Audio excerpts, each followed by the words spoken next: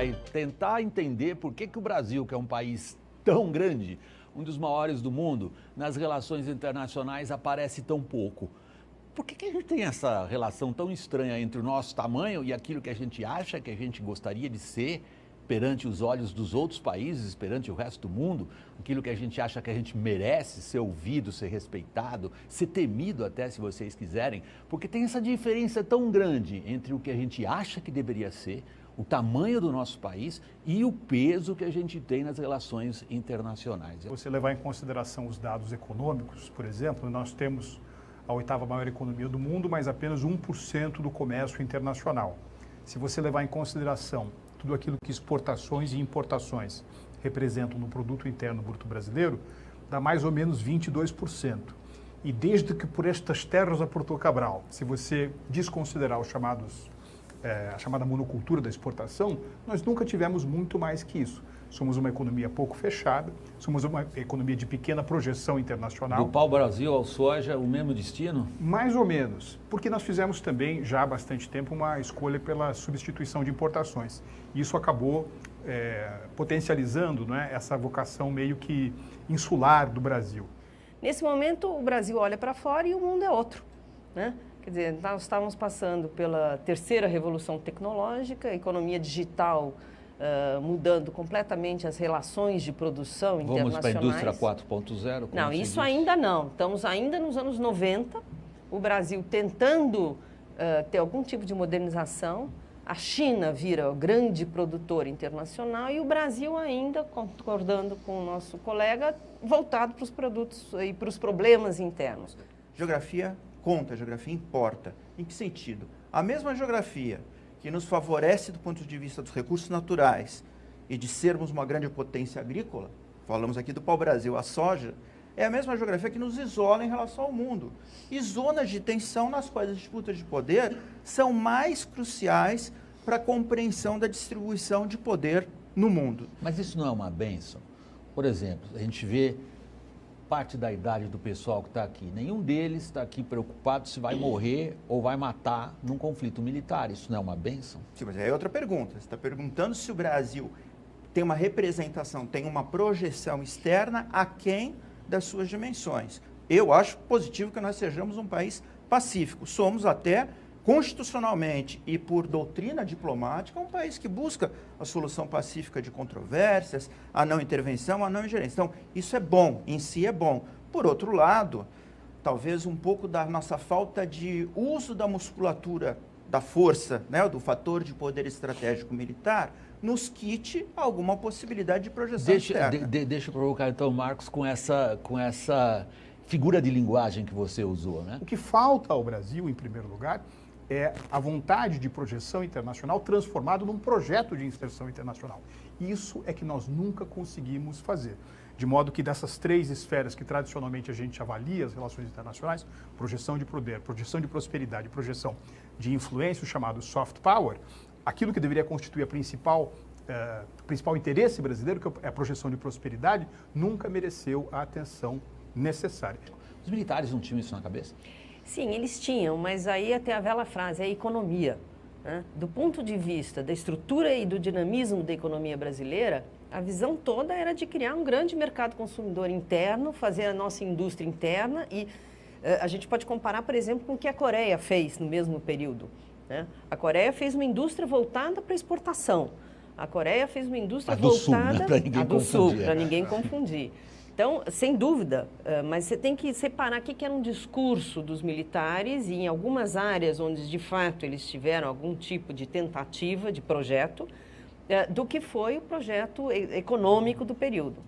Um dos nossos potenciais é o nosso mercado, e isso que faz com que, no momento em que esse mercado demonstra condições de estabilidade, de segurança, de alguma certeza jurídica e econômica, de que ele pode ser explorado no bom sentido, né? Ele pode se realizar como mercado consumidor, como mercado de intercâmbios externos, a atração do investimento estrangeiro. Quanto a isso, não há dúvida alguma. Agora, isso não é parte de uma estratégia de inserção internacional. O uso desse mercado, de uma perspectiva muito minimalista, ele é usado nada mais do que como um ativo de negociação internacional. Eles não esperaram o mundo melhorar para fazer o seu projeto. Nós não temos uma estratégia. Por exemplo, quem é que formula a política comercial? Como é que nós vamos cuidar da nossa promoção comercial no exterior? Como é que vai ser a relação da criação, por exemplo, de um mega ministério de comércio exterior com o Itamaraty? Quer dizer, esses temas que fazem, no limite, o grande diferencial de um projeto de inserção internacional a partir da prosperidade, jamais foram grandes itens do pensamento nacional. Por quê? Porque você está voltado para o mercado interno.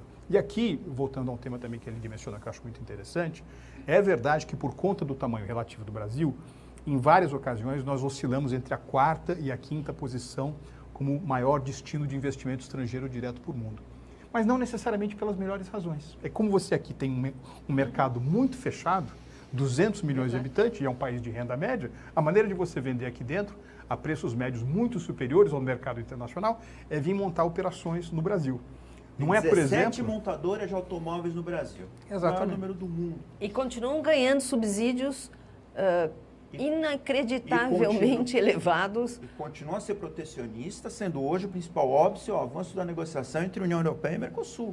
São os montadores. Se você vai montar uma planta que está relacionada à chamada 4ª relação industrial, num país como a Alemanha, né, você vai poder acessar a partir daquela plataforma todos os mercados da União Europeia e outros do mundo. No caso do Brasil, não, nós ficamos isolados também porque não temos esses acordos que permitem a formação dessas cadeias produtivas. Deixa eu voltar um pouco. Olha, eu acho que nós estamos passando por um momento, além do perigo imediato das eleições, muito mais dramático.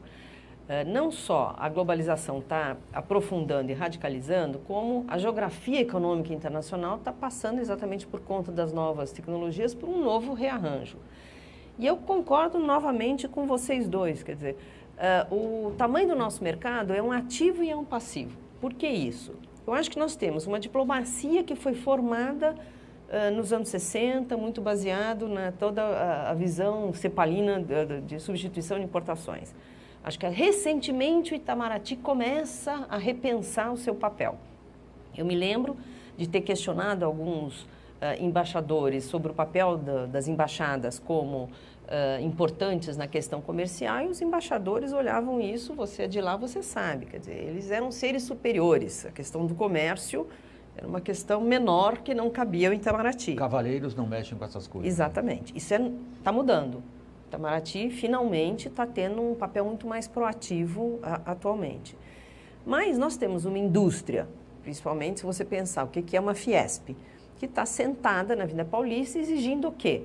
Fechamento da economia, fechamento da economia, fechamento da economia, subsídios.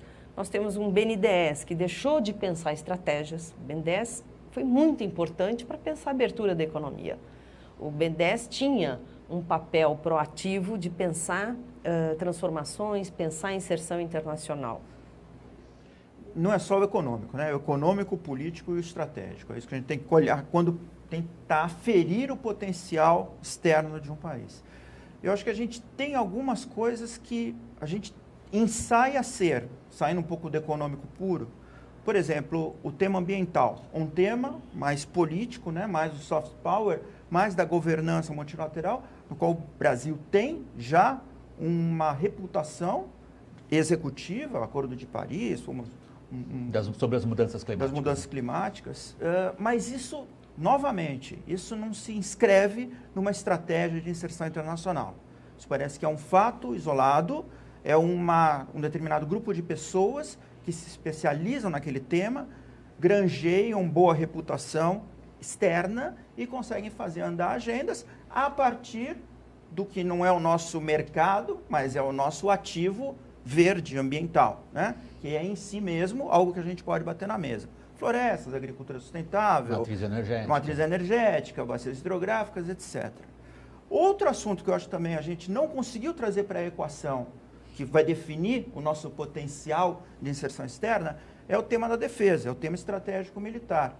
Nós não somos um país beligerante, nós não somos um país de extroversão do poder militar, do uso da força, mas nós somos um país que na guerra ou no conflito do século XXI tem demonstrado certa excelência. Tem mais perguntas. O Brasil não é um anão diplomático, o Brasil está em paz há muito tempo com todos os seus vizinhos, o Atlântico Sul é uma das regiões mais desmilitarizadas e desnuclearizadas do mundo. O Brasil é muito respeitado, seja no âmbito do Conselho de Segurança por conta da sua participação em missões de paz, juntamente com o Japão, o país é o que mais ocupou assentos não permanentes do Conselho de Segurança da ONU, tem uma agenda ambiental importante. O que o Brasil é um grande desperdiçador de oportunidades externas, tá certo?